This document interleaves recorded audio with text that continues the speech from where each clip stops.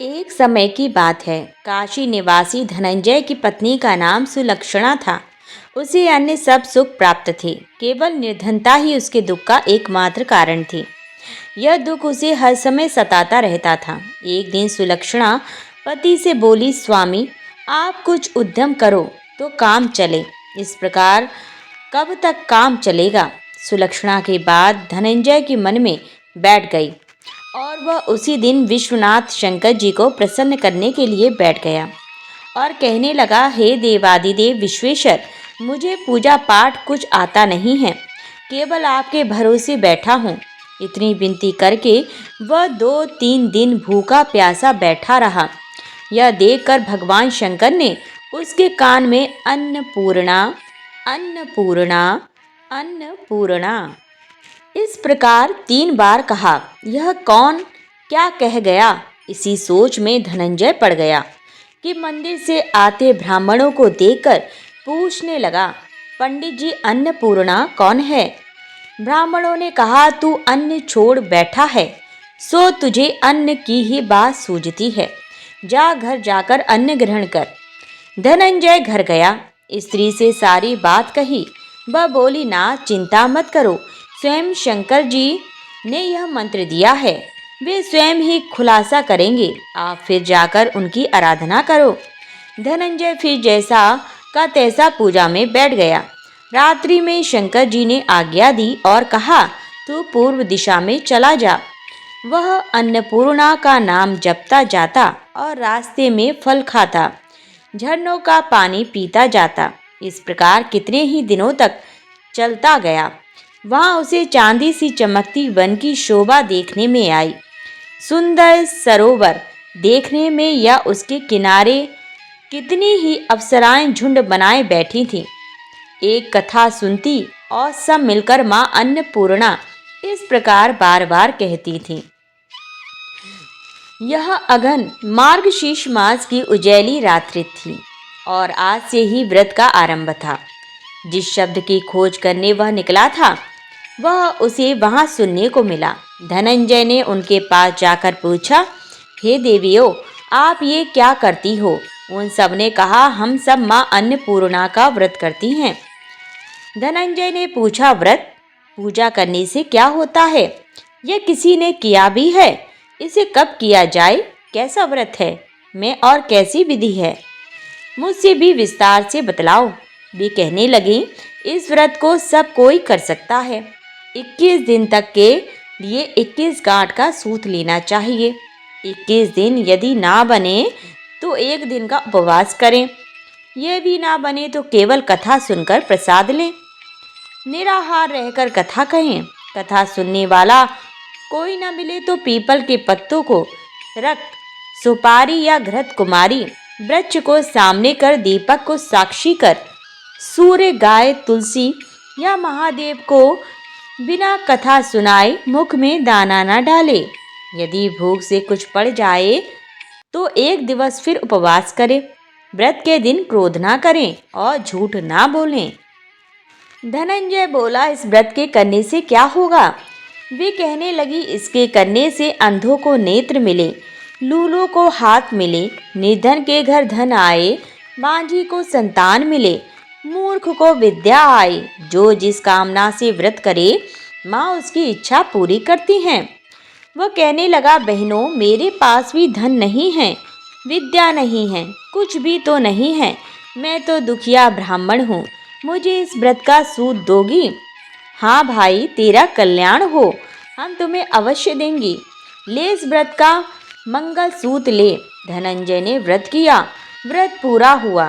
तभी सरोवर में से 21 खंड की सुवर्णा सीढ़ी हीरा मोती जड़ी हुई प्रकट हुई।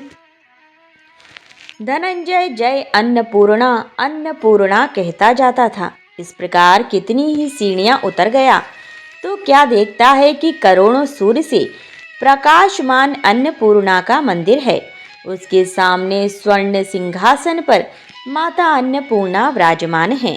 सामने भिक्षा हेतु शंकर भगवान खड़े हैं। देवांगनाएं चंवर डुलाती हैं। कितनी ही हथियार बांधी पहरा देती हैं। धनंजय दौड़कर जगदम्बा के चरणों में गिर गया। देवी उसके मन का क्लेश जान गई। धनंजय कहने लगा, माता आप तो अंतर्यामिनी हो, आपको अपनी दशा क्या बताऊं।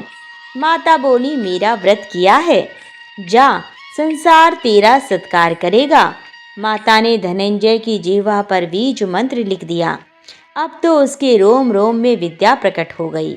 इतने में क्या देखता है कि वह काशी विश्वनाथ के मंदिर में खड़ा है। माँ का वरदान ले धनंजय घर आया। सुलक्षणा से सब बात कही। माता जी की कृपा से उसके घर में संपत्ति उमड़ने लगी। छोटा सा घर बहुत बड़ा गिना जाने लगा।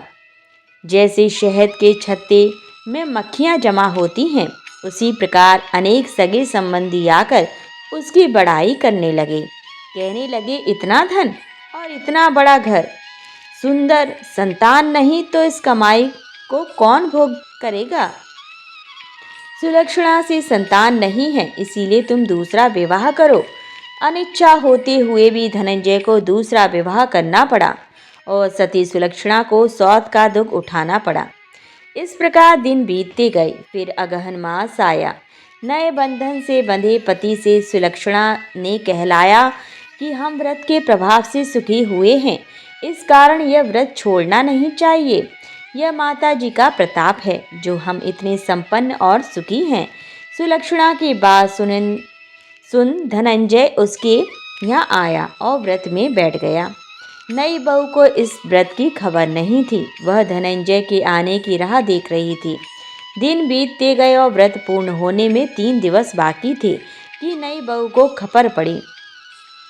उसके मन में ईर्ष्या की ज्वाला दहकने लगा दी। सुलक्षणा के घर आ पहुंची और उसने वहां भगदड़ मचा दी। वह धनंजय को अपने साथ ले गई। नए घर में धनंजय को थोड़ी देर के लिए निद्रा ने आ दबाया। इसी समय नई बहू ने उसका व्रत का सूत तोड़कर आग में फेंक दिया। अब तो माता जी का कोप जाग गया। घर में अकस्मात आग लग गई। सब कुछ जलकर खाक हो गया। सुलक्षणा जान गई और पति को फिर अपने घर ले आई। नई बहू रूठ कर पिता के घर जा बैठी। पति को परमेश्वर मानने वाली सुलक्षणा बोली, नाथ घबराना नहीं, माता जी की कृपा अलौकिक है। पुत्र कुपुत्र हो जाता है पर माता कुमाता नहीं होती। अब आप श्रद्धा और भक्ति से आराधना शुरू करो, वे जरूर हमारा कल्याण करेंगी। धनंजय फिर माता के पीछे पड़ गया। फिर वही सरोवर सीढ़ी प्रकट हुई। उसमें माँ अन्नपूर्णा कहकर वह उतर गया। वहाँ जहाँ माता जी के चरणों में रुदन करने लगा। माता प्रसन्न हो बोली, यह मेरी स्वर्ण की मूर्ति ले, उसकी पूजा करना, तू फिर सुखी हो जाएगा। जा, तुझे मेरा आशीर्वाद है। तेरी स्त्री सुलक्षणा ने श्रद्धा से मेरा व्रत किया है, उसे मैंने पुत्र दिया है। धनंजय ने आंखें खोली तो खुद को काशी विश्वनाथ के मंदिर में खड़ा पाया। वहां से फिर उसी प्रकार घर को आया। इधर सुलक्षणा के दिन चढ़े और महीने पूरे होते ही पुत्र का जन्म हुआ। गांव में आश्चर्य की लहर दौड़ गई। इस प्रकार उसी गांव के निसंतान सेठ के पुत्र होने पर उसने माता अन्नपूर्णा का मंदिर बनवा दिया। उसमें माता जी धूमधाम से पधारी, यज्ञ किया और धनंजय को मंदिर के आचार्य का पद दे दिया। जीविका के लिए मंदिर की दक्षिणा और रहने के लिए बड़ा सुंदर सा भवन दिया। धनंजय स्त्री पुत्र सहित वहां रहने लगा। माता जी की चढ़ावे में भरपूर आमदनी होने लगी। उधर नई बहू के पिता के घर डाका पड़ा, सब लुट गया। वे भीख मांगकर पेट भरने लगे। सुलक्षणा ने यह सुना तो उन्हें बुला भेजा, अलग घर में रख लिया और उनके अन्न वस्त्र का प्रबंध कर दिया। धनंजय, सुलक्षणा और उसका पुत्र माता जी की कृपा से आनंद से रहने लगे। माता जी ने जैसे इनके भंडार भरे वैसे सबके भंडार भरे। बोलो अन्नपूर्णा माता की जय। पौराणिक कथा के अनुसार एक बार पृथ्वी पर सूखा पड़ गया। जमीन बंजर हो गई। फसलें, फलों आदि की पैदावार न होने से जीवन का संकट आ गया। तब भगवान शिव ने पृथ्वीवासियों के कल्याण के लिए भिक्षुक का स्वरूप धारण किया और माता पार्वती ने मां अन्नपूर्णा का अवतार लिया। इसके बाद भगवान शिव ने मां अन्नपूर्णा से भिक्षा में अन्न मांगा। इस अन्न को लेकर भगवान शिव पृथ्वी लोक पर गए और सभी प्राणियों में इसे बांट दिया। इसके बाद धरती पर एक बार फिर से धन धान्य हो गया। इसी के बाद से ही मार्गशीर्ष मास की पूर्णिमा तिथि को अन्नपूर्णा जयंती मनाई जाने का विधान है। मां अन्नपूर्णा की तस्वीर में शिव भिक्षा मांगते हुए नजर आते हैं। देवी अन्नपूर्णा को आनंदा और शाकंभरी भी कहते हैं। अन्नपूर्णा जयंती मनाने का लक्ष्य लोगों को धान्य का महत्व समझाना है। मान्यता है कि अन्न का अपमान करने से घर की बरकत चली जाती है, अन्न के भंडार खाली हो जाते हैं। आज की कथा यहीं संपन्न होती है। तो फिर मिलते हैं नई कथा के साथ, नई वीडियो को लेकर। तब तक के लिए जय श्री राम।